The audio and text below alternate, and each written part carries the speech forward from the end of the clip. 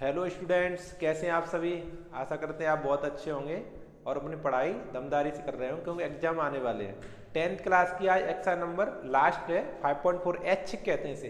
H की प्रश्नावली है ये। इसमें लिखा भी है कि ये परीक्षा की दृष्टि से उपयोगी नहीं है, फिर भी इसमें अच्छे अच्छे क्वेश्चन है। देखो क्वेश्चन बहुत ही अच्छे अच्छे हैं, इसलिए मैं इनको करा दे रहा हूँ। ठीक है, 4-5 क्वेश्चन है, इनको करा दे रहा हूँ। एक लेक्चर इसको मैं अपलोड कर दूंगा, आप देख लेना सब। ठीक, शायद आ जाए, कुछ नए कंसेप्ट सीखने को मिल जाते हैं। कोई ऐसा नहीं है कि यही सवाल आएंगे, लेकिन इस कंसेप्ट का कोई सवाल आया एग्जाम में तो आपसे आना चाहिए, है ना। तभी पूरे में से पूरे नंबर आएंगे, नहीं तो फिर पूरे में से पूरे नहीं आ पाएंगे। तो चलो करना शुरू करते हैं क्वेश्चन नंबर फर्स्ट से, है ना। देखो ये हमारी पुस्तक है एनसीईआरटी वाली। तो उसमें लिखा है एपी 121, 117, 113 का कौन सा पद पहला ऋणात्मक होगा, ये पूछा इसने। ये जो पहला क्वेश्चन है, एपी दिया है इसने, एपी 121, 117, 113, है ना। और डॉट डॉट डॉट कौन सा पहला पद ऋणात्मक होगा। जो ऋणात्मक और धनात्मक समझो क्या होते हैं पहले। देखो ये हमारी एक संख्या रेखा होती है, उस पर देखो जीरो आता है, इधर सीधे हाथ को धन की संख्याएं आती हैं, सीधे हाथ को धन की संख्या, उल्टे हाथ को माइनस का 1, माइनस का 2, माइनस का 3। अब समझो देखो ये 121, 117, 113, 100 जो भी आगे बढ़ता है, कम होता जा रहा है, कम हो रहा, कम होते होते होते हमारा 3 भी आएगा, 2 आएगा, 1, 0, जीरो के बाद में ऋणात्मक संख्या आएगी। तो ये बताना है पहला ऋणात्मक कौन सा होगा, यानी जीरो के जस्ट तुरंत वाला ऋणात्मक होगा। तो अब तुम ऋण का लेके चलोगे तो बड़ी कठिनाई होगी सवाल करने में। क्यों ना तुम जीरो ले लो, प्रथम जीरो पद, जीरो आया उसमें 1 प्लस कर दो आगे, तो हमारा ऋणात्मक हो जाएगा। ठीक है, चलो देखो हमारा इसमें ए कौन सा है, प्रथम पद 21, 121, डी का मान निकालोगे तो 117 में से 121 घटाओगे तो बचेंगे माइनस के 4। ठीक है, इतना हो गया। अब हम मान ले रहे हैं, माना एनवा पद, एनवा पद मतलब ए एन है वो शून्य होगा, ऋणात्मक ना है, शून्य होगा। शून्य का जो भी आंसर आएगा उसमें 1 प्लस कर देंगे तो हमारा ऋणात्मक हो जाएगा। ठीक है, तो देखो लगाते हैं। ए एन का फॉर्मूला होता है हमारा ए प्लस एन माइनस का 1 डी इजकल टू 0। ए का मान बताओ 121, एन ज्ञात करना है -1, डी का मान माइनस का 4। ठीक है, इजकल टू 0। ठीक है ना। अब समझो पहले 121 उधर जाएगा तो हमारा माइनस का हो जाएगा, ये माइनस के 4 है, बराबर -121, -4 का इसमें क्या कर देंगे, भाग कर देंगे। ठीक है, तो n-1 इजकल टू -121 बट्टे में -4, तो माइनस से माइनस तो कट जाएगा। अब इसमें पॉइंट में भाग कर ले रहे हैं 4 का। ठीक करो, 4 12, 4 12, अब भाग लिया, भाग टूटी बिंदी, पॉइंट 4 दूना 4 पन्ना 20। ठीक है, अब एक माइनस का उधर प्लस हो जाएगा तो n बराबर 30.25 प्लस 1 कितना हो गया 31.25। देखो 31 से थोड़ा आगे, थोड़ा सा आगे बढ़ाएं तुरंत 32 आया, 32 हमारा ऋणात्मक पद होगा, 32 हमारा क्या होगा, ऋणात्मक पद होगा। अतः पहला ऋणात्मक पद, अतः पहला ऋणात्मक पद 31 में 1 जोड़ लेंगे यानी 32 होगा। ठीक है, इस तरह से आंसर क्वेश्चन कर लेना, ये आसान जुगाड़ है। ठीक है, इससे आसानी से क्वेश्चन हो जाएगा, बाकी हो तो जाएगा फिर भी। ठीक है, चलो स्क्रीनशॉट ले लिया करो आप तुरंत।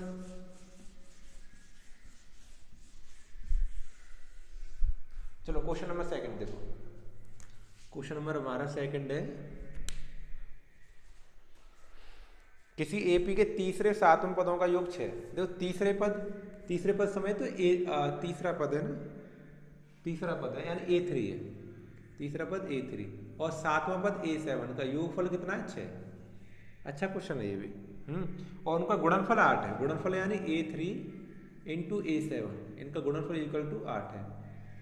तो हमें एपी के प्रथम 16 पदों का योग ज्ञात करना है, इस एपी प्रथम 16 पदों का योग करना, S16 ज्ञात करना है, ये ज्ञात करना है। ठीक है, आपका क्वेश्चन लिखा हुआ है आपकी पुस्तक में, देखा करो। देखो ये इस तरह से एक समीकरण है हमारा, दूसरा समीकरण। ठीक है, देखो आप इसमें अलग अलग लगाते हैं कोई वैल्यू तो जुगाड़ नहीं बनेगी, क्योंकि इसमें मल्टीप्लाई हो रहा है, यहाँ पे प्लस हो रहा है, तो आप फैक्टर कर लो ना, फैक्टर कर लो। इतना तो जानते हैं कि ऐसी संख्या ढूंढो जोड़ के तो 6 आ जाए और गुणा करके 8 आ जाए।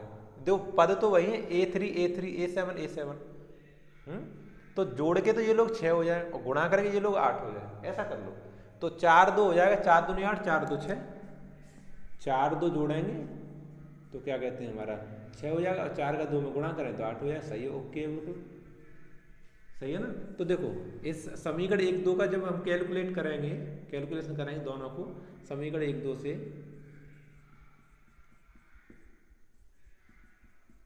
2 से तो हम सेपरेट कर सकते हैं, सेपरेट बिल्कुल है ना।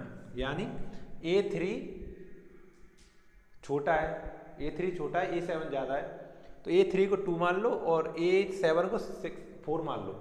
यानी समीकरण 1 2 से हल करेंगे तो हम A3 को तो 2 मान लेंगे और A4 को A7 को 4 मान लेंगे। ऐसे हल किया है, मानना नहीं, हल किया है ना, इन दोनों को हल किया है। देखो ये क्या कहते हैं, समीकरण को हल करने का तरीका, द्विघात समीकरण बनेगा, नहीं तो बहुत बड़ा सवाल हो जाएगा। द्विघात समीकरण जब बनाते हैं एक्स स्क्वायर माइनस क्या कहते हैं पदों का योगफल गुणा एक्स प्लस पदों का गुणनफल इक्वल टू 0, ऐसे लगा के तब इसको हम हल करें, तब ये बातें निकल के आएंगी। तो एक सवाल वो खुद हो जाएगा, तब ये फिर दोबारा हल करो। ये हम सादा कर सकते हैं, जोड़ के तो 6 आ जाए, गुणा करके 8 आ जाए। 4 2 2 संख्या होंगी, 4 2 8 4 2 6, तो छोटी संख्या 2 बड़ी संख्या 4 है, तो इसमें छोटा 3 है तो A3 का मान 2 लिख लो और A7 का मान 4 लिख लो। इन दोनों समीकरणों हल कर लो, उत्तर आ जाएगा।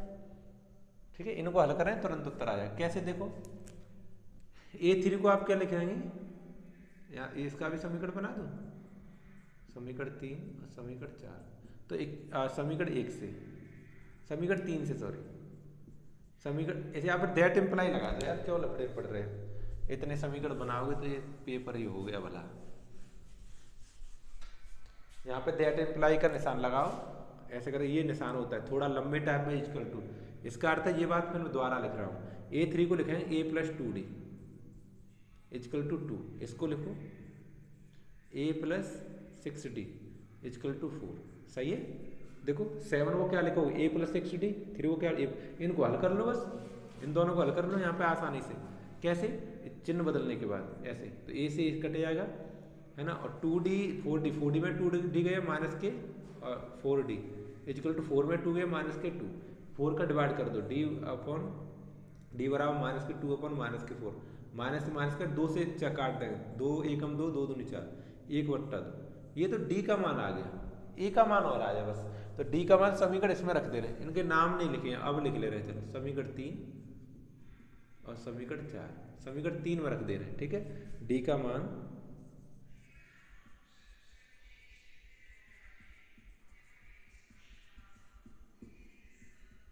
4 में, ठीक है, लगाओ 4 में नहीं 3 में सर, 3 में लगाओ, 3 छोटा है, लगाओ A + 2D इक्वल टू 2, देखो यहाँ पे लगाते हैं D का मान 1/2, तो A + 2 गुणा 1/2 इक्वल टू 2, 2 से 2 कट गया, तो A + 1 इक्वल टू 2, 2 प्लस का उधर जाए माइनस का होगा, तो A बराबर 2 माइनस का 1, यानी A बराबर 1, A का मान 1 आ गया, A का मान 1 और D का मान 1/2, हमें ज्ञात करना S16, N का मान 16 हो जाएगा। ठीक है, तो S16 का फॉर्मूला लगा लो दोबारा, तो Sn का फॉर्मूला होता है हमारा n/2 bracket of 2A + n - का 1D, ये तो हमारा Sn का होता है। n के स्थान पर 16, D का मान 1/2, A का मान 1, ऐसे लगाते जाओ, लगाओ यहाँ पे 16, यहाँ 16/2 ब्रैकेट ऑफ 2 गुणा A का मान 1 प्लस 16 माइनस का 1 गुणा 1/2 ब्रैकेट ऑफ 2 से काटो 8 बार, यहाँ पे 8, यहाँ पे 2 प्लस यहाँ 15/2, ठीक है, जो 15/16 में से 1 है 15, 2 2 4 15 19, 8 19/2, 2 से काटो इसको 2 से 4 बार, ऐसे 16 बार 9 19 चौका 76, 76 ही होता है, 19 चौका 76, ठीक है, तो 76 आंसर आ जाएगा। ठीक है ना। ये क्वेश्चन नंबर सेकंड, अच्छा क्वेश्चन है, काफी बेहतरीन क्वेश्चन है। ये तो उसमें एच में दे दिया नहीं, ये पेपर में आने लायक क्वेश्चन है, आ सकते हैं कोई इस कंसेप्ट का आ सकता है, नहीं आए तो है ना, इस कंसेप्ट का कोई सवाल आ जाए, अच्छा क्वेश्चन है। चलो स्क्रीनशॉट लो आप, अगला करते हैं।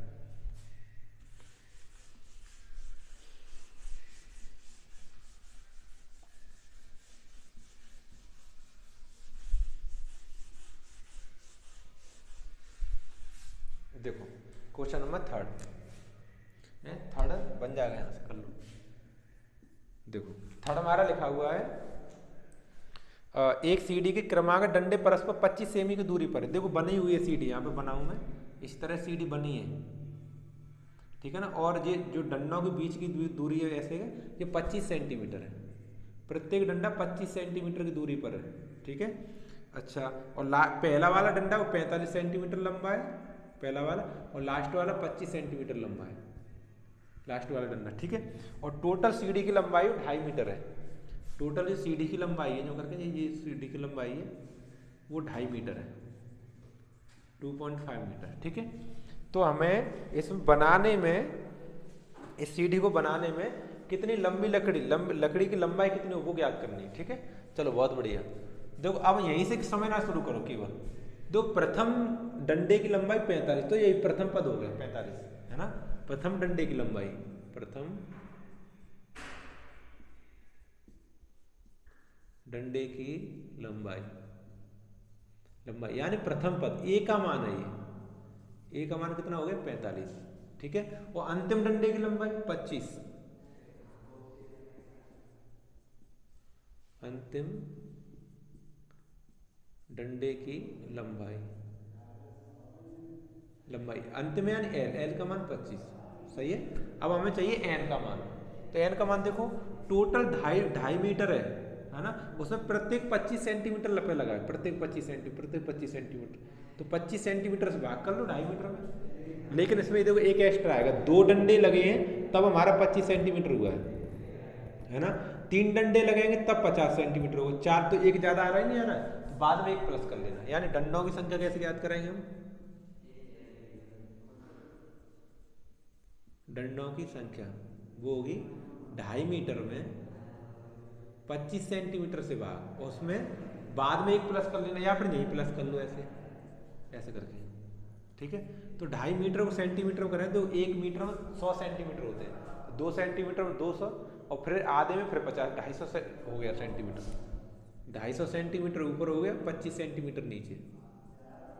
अब भाग हो जाएगा, ठीक है। 25 से काटना 10 बार, कितना 10 + 1 यानी 11। ये एन का मान आ गया, एन बराबर कितना आ गया 11, एन का मान 11, एल 25, ए 45, सब कुछ आ गया। अब एस एन ज्ञात कर लो, 11 पदों का योग ज्ञात करो। एस एन का फॉर्मूला होता है, सेकंड वाला लगाएंगे, n/2 bracket of A + L, ठीक है। चलो एन का मान 11 लगाओ, ए का मान 45 + ये 25, ठीक है। तो 11/2, यहाँ पे देखो 5 5 10, 4 2 6 1 7, 5 5 10, 4 2 6 1 7, 70 सही। 2 से काटो इसको, 2 से 35 बार, 35 का 11 गुणा, 11 × 55, 5 11 33 33 5 38, इतना सेंटीमीटर, इतने सेंटीमीटर लकड़ी की जरूरत पड़ेगी, 350 सेंटीमीटर लकड़ी, तब ये सीढ़ी आपकी बन पाएगी, ठीक है ना। आशा करते हैं समझ आ रहा होगा तुम्हारे। क्वेश्चन नंबर नेक्स्ट देखते हैं, क्वेश्चन नंबर 4 हटा दें इसे।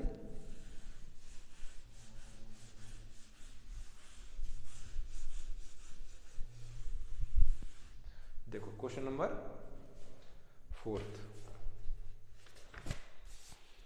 देखो इसमें लिखा है एक पंक्ति के मकानों को क्रमागत रूप से संख्या 149 तक लिखा है, 1 2 3 4 5 6 7 8 ऐसे 49 तक लिखा हुआ है, ठीक है।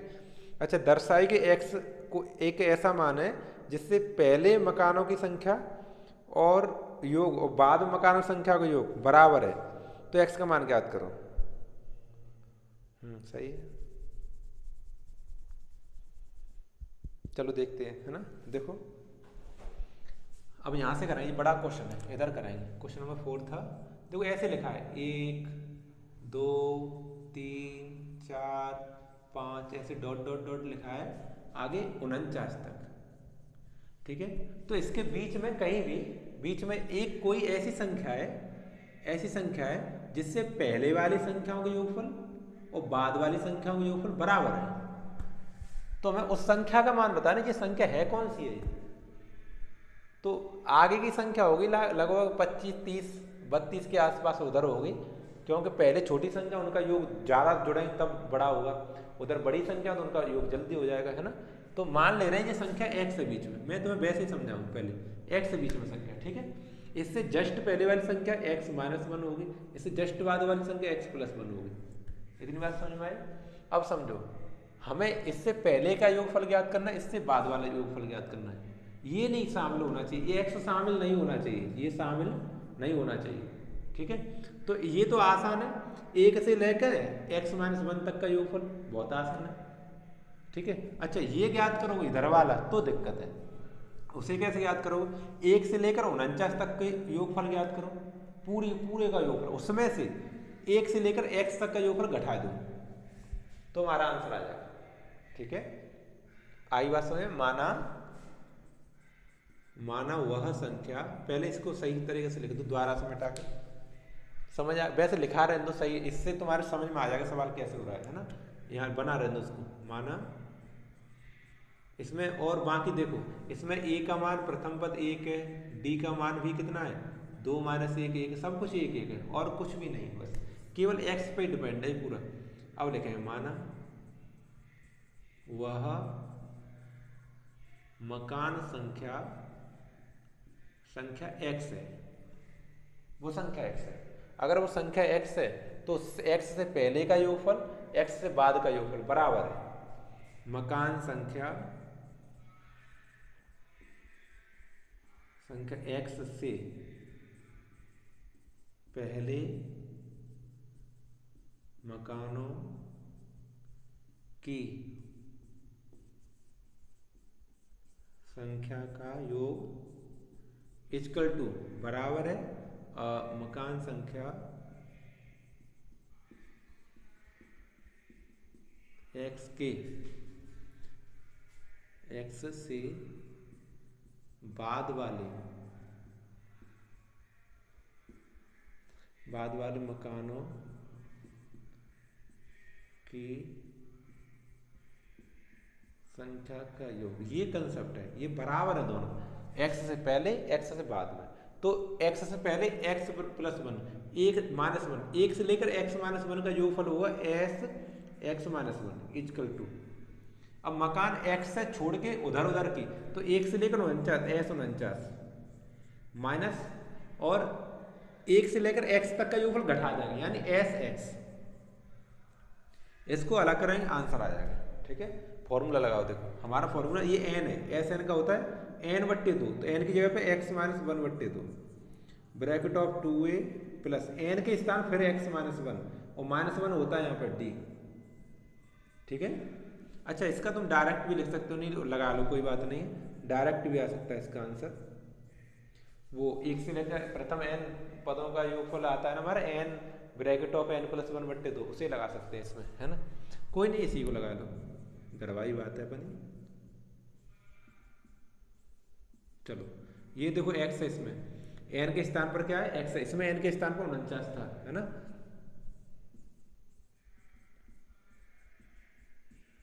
लो अब इसको कैलकुलेट करो, बस जो भी आंसर बनेगा अपना बन जाएगा, है ना। देखो x - 1/2 हर जगह लगाओ, a का मान 1 और d का मान 1, दोनों 1 1 है, 2 × 1 प्लस ये x माइनस का 2 हो गया, ठीक है, और यहाँ पर गुणा 1, फिर 49/2, यहाँ देखो 2a 1 की जगह पे 1 प्लस यहाँ बचे 48 गुणा 1 माइनस x/2 ब्रैकेट ऑफ 2 × 1, यहाँ पे x - 1 गुणा 1, ठीक है। करो कैलकुलेशन, यहाँ पे x - 1/2 bracket of 2 Ekam 2 plus यहाँ देखो x माइनस के 2 हो गया, है ना, इक्वल टू 49/2 ब्रैकेट ऑफ, तो 2 एकम 2 48 और 2 50, यहाँ 50 लिख सकते हैं ऐसे, और minus x/2 bracket of 2 Ekam 2 plus देखो x एकम x और 1 एकम 1 ऐसे लिख सकते हो, ठीक है। यहाँ पे देखो 2 से 2 कटे, x रह गया,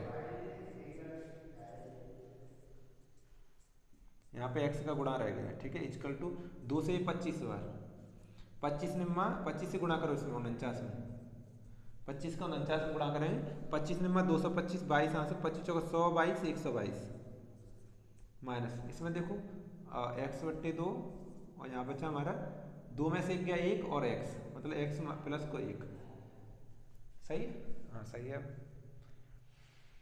इसमें करो x स्क्वायर माइनस के x बट्टे में 2 बराबर 1225, इसमें करो x स्क्वायर प्लस का अंदर करते बड़ा इसी में बने रहते प्लस x बट्टे में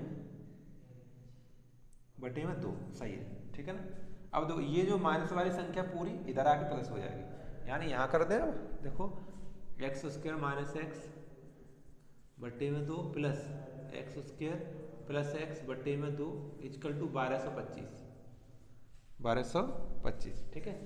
अब हर समान है तो ऊपर वैसे जुड़ जाएंगे, x square minus x plus x square और प्लस के एक्स बराबर 1225, एक्स से एक्स हट जाएगा, x square 2x square 2x square बट्टे में 2 बराबर 1225, 2 से 2 कट गया तो एक्स स्क्वायर बराबर 1225 और स्क्वायर हटा दे अंडरूट आ जाएगा तो 12 से यहाँ पे 25 फिर आ जाएगा ऐसे, 12 से 25 का कितना निकलेगा 35, याद कर लो 12 से 25 35 का होता है, 12 से 6 36 का होता है, ठीक है, 11 56 34 का होता है, 9 से 31 का होता है, ऐसे याद कर लो। वो मकान संख्या कितनी 35 से पहले 34 तक संख्या को जोड़ो कैलकुलेटर में तुम, और 36 से देखो 49 तक संख्या में जोड़ो कैलकुलेटर में, बराबर उत्तर आएगा, ठीक है। ये घर पे काम कर लेना है ना। अतः वह मकान संख्या कितनी है 35 है, सही है। अच्छा क्वेश्चन है, आनंद आगे करने में, स्क्रीनशॉट ले लो पूरा। चलो हटा दें इसे, अब लास्ट क्वेश्चन रह गया इसमें बस 5 में, उसी और कर लो।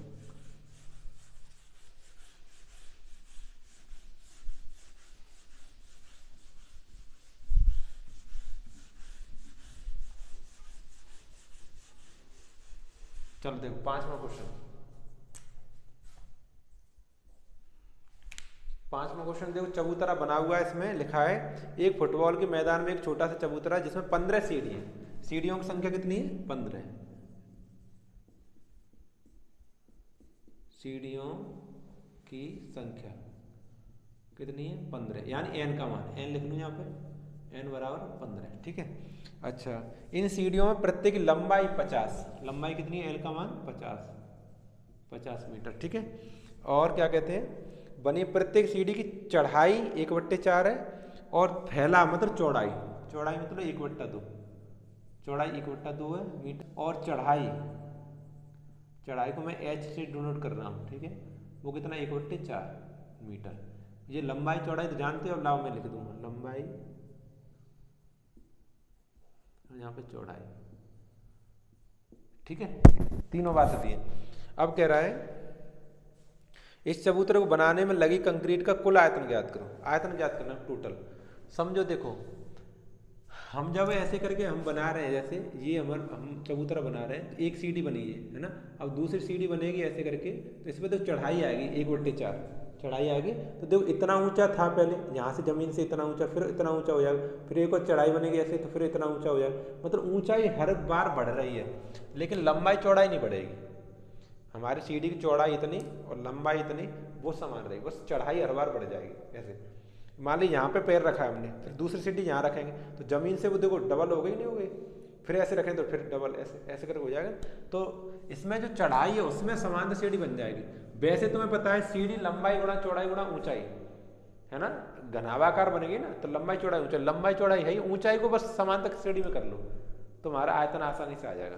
तो देखो चढ़ाई के लिए जो पहली सीढ़ी है वो 1/4 है, दूसरी आएगी तो 1/4 फिर प्लस होगी, देखो 1/4 में 1/4 फिर प्लस करें तो कितना 2/4, यानी काटेंगे तो 1/2, तो दूसरा 1/2 हो जाएगा, ठीक है। तीसरा 1/2 फिर 1/4 जोड़ो, ऐसे तो 4 लाश आएगा, 2 दूनी 4, 2 एकम 2, 3/4, तो तीसरा 3/4 आ गया, ठीक है। 3/4 1/4 फिर 2 फिर 1 आ गया, ऐसे ही आगे चलती जाए 15 पदों तक, ठीक है। तो हमें आयतन अभी ज्ञात कर लेना चाहिए, है ना। पहली सीढ़ी का आयतन, दूसरी सीढ़ी का आयतन, तीसरी सीढ़ी का आयतन, सबका योगफल करना है। तो पहली सीढ़ी का आयतन,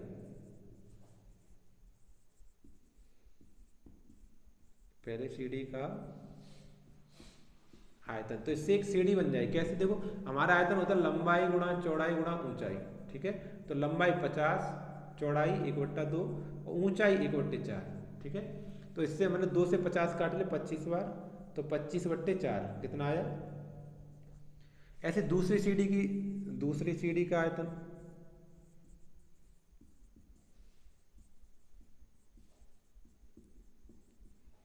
दूसरी सीढ़ी का आयतन 50 गुणा फिर 1/2 और फिर गुणा, अब 1/4 नहीं आएगा, अब होगी ऊंचाई 1/2, फिर 1/2 लगाए, ठीक है। 2 से हमने काट दिया 50 को, फिर 25 बार,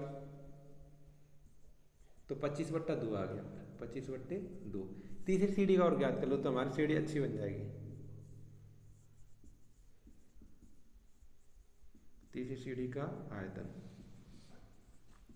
50 लंबाई गुणा चौड़ाई 1/2 गुणा ऊंचाई, ऊंचाई अब की बार आएगी 3/4, यहाँ 3/4 लगाए, ठीक है। तो 2 से फिर काटे 50 को 25 बार, तो 25 थी 75, 75/4। बस यही आयतन का हमारा क्या बन गया, सीढ़ी बन गया। आयतन की सीढ़ी बन गई हमारी, क्या कहते हैं, 25/4 कोमा 25/2 फिर कोमा 75/4, ऐसे कहाँ तक, 15 पदों तक। 15 सीढ़ियों का योग ज्ञात कर लो। ये आयतन मैंने लिख दिया, इनका योग कर लो, हमारा फाइनल उत्तर हो जाए, पूरे चबूतरे का आयतन आ जाएगा, ठीक है। इनको मैं इधर से हटा दे रहा हूँ। तो इसको हल करना कोई बड़ी बात नहीं है। इसमें प्रथम पद है हमारा, प्रथम पद ए का मान 25/4 और डी का मान निकालेंगे 25/2 में से 25/4 घटा के, ठीक है। तो लासा ले लेंगे 4 आ जाएगा, 2 से 50 बार, 2 से 25 बार इक्वल टू 25/4। डी का मान आ गया 25/4, जो 5 का थोड़ा हमारा पैसा होता है, देख लिया अगर 25/4, ठीक है। ए डी आगे, एन का मान 15 पता ही, देखो ऊपर लिखा है। बस एस एन का फॉर्मूला लगा दो, एस एन लगाओ यहाँ से, S n equal to n/2 bracket of 2a plus n minus का 1d, ठीक है। लगाओ S 15 equal to 15/2 bracket of 2 गुणा ए का मान, ए का मान 25/4 और डी का मान 25 है, दोनों बराबर कैसे है, बोलो सीताराम।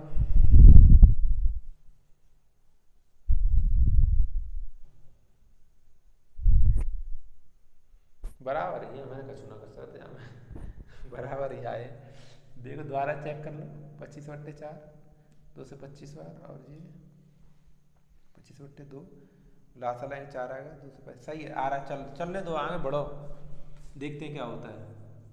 25/4 प्लस एन की जगह फिर 15 माइनस 1 गुणा 25/4, 25/4। देखो कैलकुलेट करते हैं, देखो 15/2 ब्रैकेट ऑफ, इसको काटेंगे हम 2 बार कट जाएगा, 25/2 प्लस ये देखो यहाँ पे 14 बचा, 14 गुणा 25/4, ठीक है। तो इसको 14 को 4 को फिर काट लो 2 से 14 7 बार, ये 2 बार, ठीक है। तो हमारा बचा S 15 equal to 15/2 bracket of यहाँ पे 25/2 और प्लस देखो 25 7 175, 175/2। देखो इन दोनों के हर समान है, 25/2 175/2 हर समान है, तो 175 25 जोड़े 200/2 हो जाएंगे, है ना। यानी एस 15 इक्वल टू 15/2 गुणा 200/2। इनको काट लो अब 2 से पहले काटोगे तुम 100 बार कटेगा, फिर 2 से काटोगे 50 बार कट जाएगा, तो 15 गुणा 50 रह गया, 15 गुणा 50, 15 पन्ना 75, यानी 750 सेंटीमीटर क्यूब। मीटर है ना अपना, मीटर लिख लिया मैंने, तो मीटर क्यूब हो जाएगा, ठीक है। जो यूनिट दिया सेंटीमीटर में दिया, सब कुछ सेंटीमीटर क्यूब हो जाएगा, मीटर में दिया तो मीटर क्यूब हो जाएगा। ये हमारी अच्छे प्रश्नावली थी। ये क्वेश्चन 5वां चौथा तो बहुत ही अच्छे क्वेश्चन है, ठीक है। हमारी काफ़ी अच्छे क्वेश्चन थे, इसीलिए मैंने कराए थे, नहीं तो छोड़ भी देता, आगे कराता, सिलेबस पीछे रह रहा है तो आगे करा दूँ जल्दी जल्दी, है ना, हो जाए पूरा सिलेबस। तो फिर भी ये मुझे अच्छे क्वेश्चन लगे तो मैंने करा दी, ठीक है। तो ये 5वां चैप्टर हमारा पूरी तरह समाप्त हो गया। आगे वाले लेक्चर में छठवां क्वेश्चन देखेंगे, ठीक है। छठवां क्वेश्चन है, छठवां चैप्टर देखेंगे, उसका नाम है त्रिभुज। त्रिभुजों की समरूपता सीखेंगे उसमें, ठीक है। त्रिभुजों की समरूपता, समरूपता की कसौटी, 2 एक्सरसाइज रह गई उसमें, बाकी सब हट गई हैं। तो 2 एक्सरसाइज जो भी है उनको करके खत्म, आगे बढ़ेंगे, ठीक है। चलो तब तक के लिए आप पढ़ते रहें।